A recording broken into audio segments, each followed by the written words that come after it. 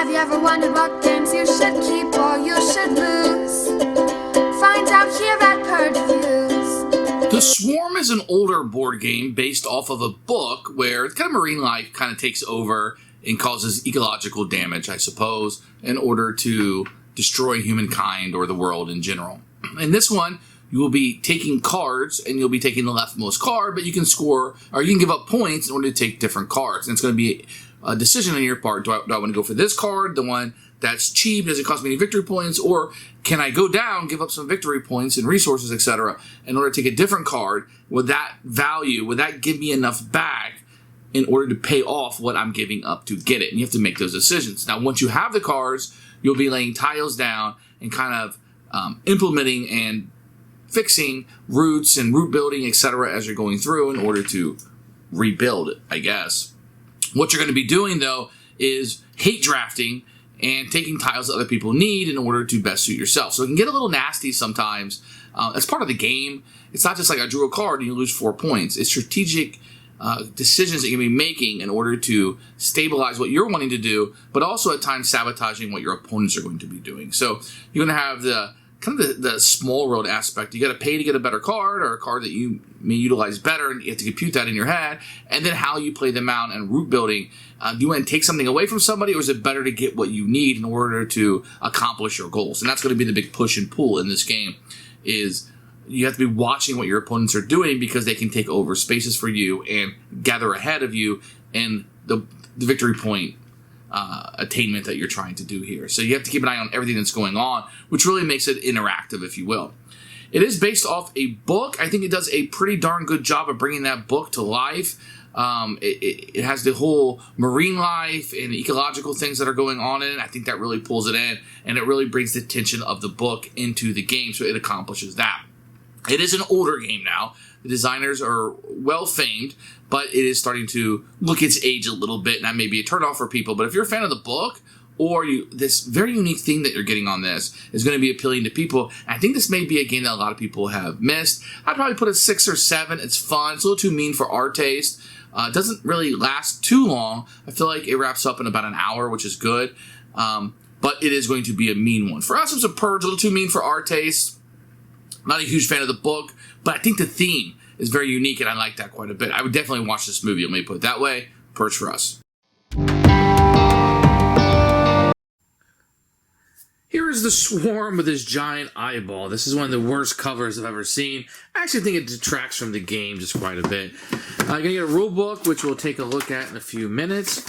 You're going to get a board, which for the most part is just a grid.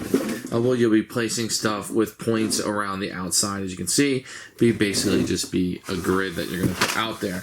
The insert is actually quite helpful. You can see it kind of moves around a little bit. You're going to have a bunch of little tiles and stuff. You're going to have nice thick quality tiles, but I think the artwork is lacking a little bit, and just in my opinion. You can see the little things that you'll be putting out there. There are a few cards that will come. There's actually not that many cards that come with it, and they will have the different actions, etc., that will be on there that you can choose and purchase during the game.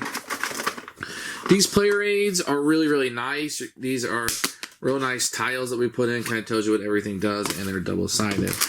All the wood bits in here are really nice. You're going to have where it looks like, what it's supposed to look like, whether it's a ship, a tsunami, which could be just a huge wave.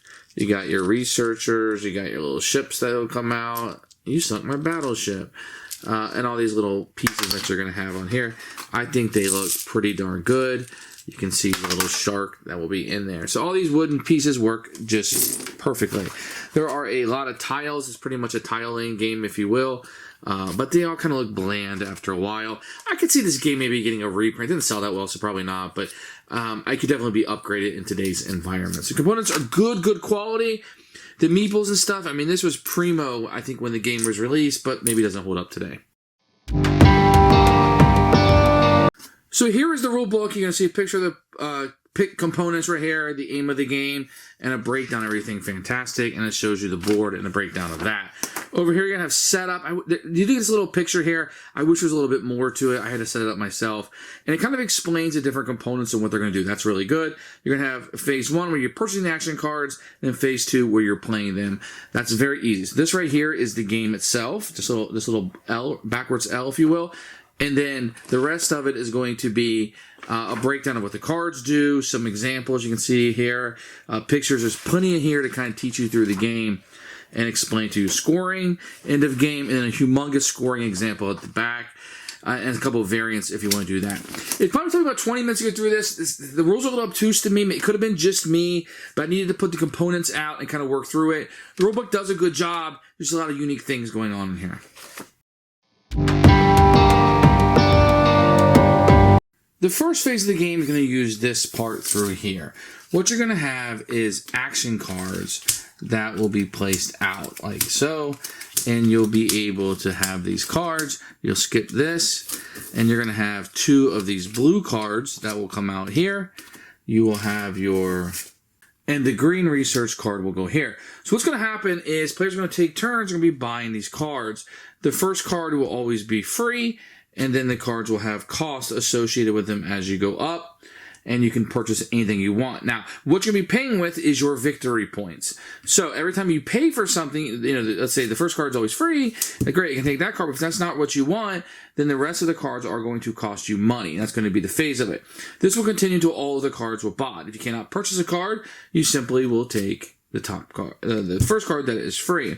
You can also purchase your turn order. When you do so, you don't have to pick number 1, 2, 3, 4. You can choose whatever one you want. That will become your place in turn order, and you will get a skill card that you'll be able to utilize on your turn, which can help you out. So the first phase is going to be generating the cards in your hand.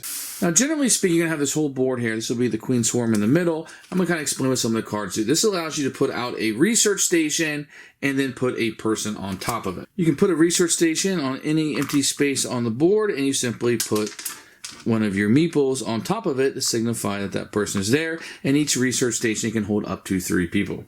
So I might build my research station, let's say right here. In this spot, I have my research guy on top of it. Another card would be to put a ship out. A ship will go adjacent to one of your locations, and you can move it up to 1, 2, or 3 spaces. The reason why you will do that, if you go over a swarm tile, so this card will be to push a ship out, which you can do next to adjacent to where you're at. You can move it 0 to 3 spaces. The reason why you want to do that is to gain these swarm tiles. You want to have these in your possession. I'll show you what they do later, but that's how you gain them. The research card will allow you to put another one of your people out on a research station, or you can play the swarm tiles out on the board. And when you do so, you're going to put your buoys on top of them to signify that those are yours. And that's what this card is going to allow you to do. You either put a research person out, or you can put a swarm tile out. Remember, you got the swarm tiles earlier when you were moving your ship around the board. Every player will also have a joker card they can utilize to take any of the 6 actions that they want to take. And that's going to be available to them. If you have a whale card, you can play that card out. You put it on the queen spot, and then you can move it up to 3 spaces from there, wreaking havoc on people and taking their things off of the board. Now, the tsunami kind of works the same way. You're placing it on the queen space, but where the whale can only move horizontal or vertical, i.e. orthogonal, the wave can also move diagonal or orthogonal to get rid of things on the board. And lastly, you're going to have the crab, which will go out on the board also. Now, the crab's interesting because it moves 4 spaces, but only across land. So it will not go deep into water. It will move across land and do its damage. So here's where the game is a little bit interesting, and this is where it has the rubber band effect. Is depending on where you're at on this chart of victory points, it'll be how much damage you take. So if you're on a spot like here, 19, you will take 2 damage, the person will gain it, and you will lose it. But as you move up, it's going to become more damaging to you to be hit. So as people try to hit the leader, they're going to be doing more damage as the game goes on, which could create a rubber band effect. At the end of the game, after a number of rounds based on number of players, you're going to have a route out here.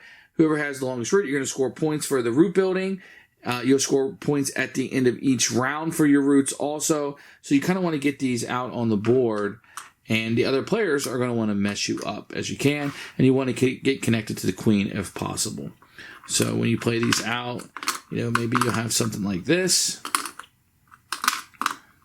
And you want to be able to try to get to the queen as you're trying to get there. And that's how a quick overview of how you play the Swarm. Who should buy this game? Fans of the book. Without question, you should get this game. It's a very great implementation of the book.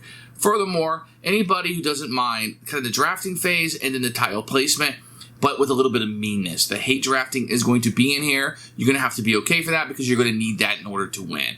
So it can get a little bit nasty at times with that little bit, take that, I suppose. So you're going to like that. For us, it's a little bit too nasty. I think if I was a bigger fan of the book or if there's a movie series or something, I think I would have been into it a little bit more. But for us, this will be a Purge.